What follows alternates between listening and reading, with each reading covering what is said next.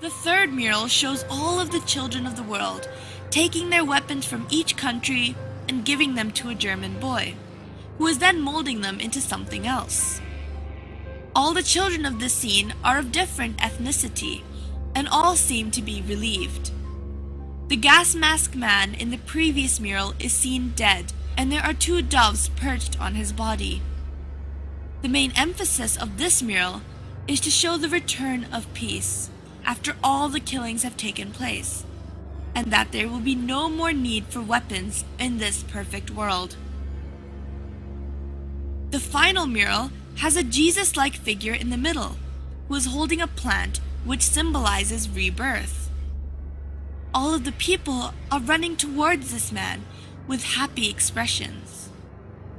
Animals are freely roaming, and everything seems to be in perfect harmony. This final mural alludes to a new Garden of Eden, where the world is perfect size, and everything could work together in peace after the genocide that has taken place. All in all, these murals, when put together, represent the formation of a new world filled with fewer people, and this is also the goal of the New World Order, which has been seen represented throughout various parts of the airport. The symbology of the airport can still be debated, but one thing that cannot be questioned is the fact that there has been a lot of mysterious construction work underneath Denver Airport. When first constructing the airport, there were originally 5 buildings, but out of the blue, the builders were ordered to bury the buildings underground because they were supposedly built wrong. Normally, a building that is built wrong would be demolished, but in this case it was not. This allowed for an underground base to be created, but there are still workers who are sent to work in these underground bases periodically. But when they are questioned about the nature of their work, they all refuse to comment. These underground bases have been going under more construction and now have underground tunnels that connect all the buildings together. According to a contractor, these tunnels have a strange sprinkler system that was added onto the roofs of the tunnel. But this sprinkler system has no valid use, as these tunnels are concrete and underground.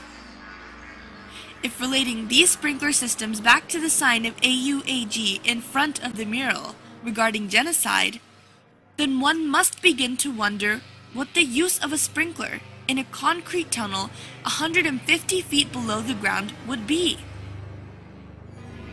These underground bases appear to be holding rooms due to the sheer mass and size, and some say that they even allude to concentration camps.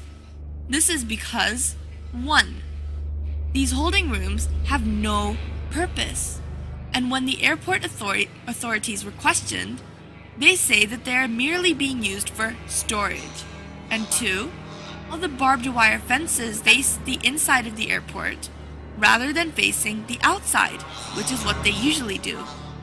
This implies that they are trying to keep things in rather than keep things out.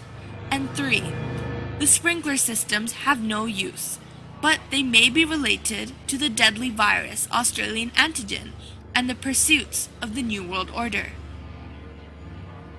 People have attempted to argue that the underground bases are being used for storage, but one fact must be questioned, and that is, why is the underground base 88.5 square miles long? And why were the 5 buildings mysteriously buried? No airport has or needs that much storage room. So what is this space really being used for? Whenever the authorities are questioned, they are not allowed to answer. We are not the only ones who seem to be fascinated with this airport. The Queen of England, alongside many other famous European royalty and politicians, are hurriedly buying property close to the airport under an alias.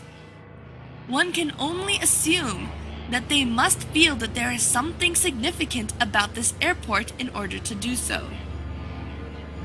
It is very easy to dismiss a conspiracy theory, but it is not hard to dismiss cold, hard facts that surround them.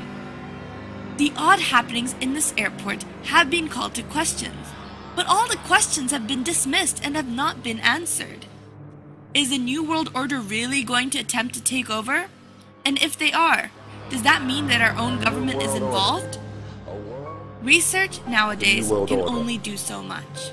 Now, only time will tell. This is Zara Malik, News and Views.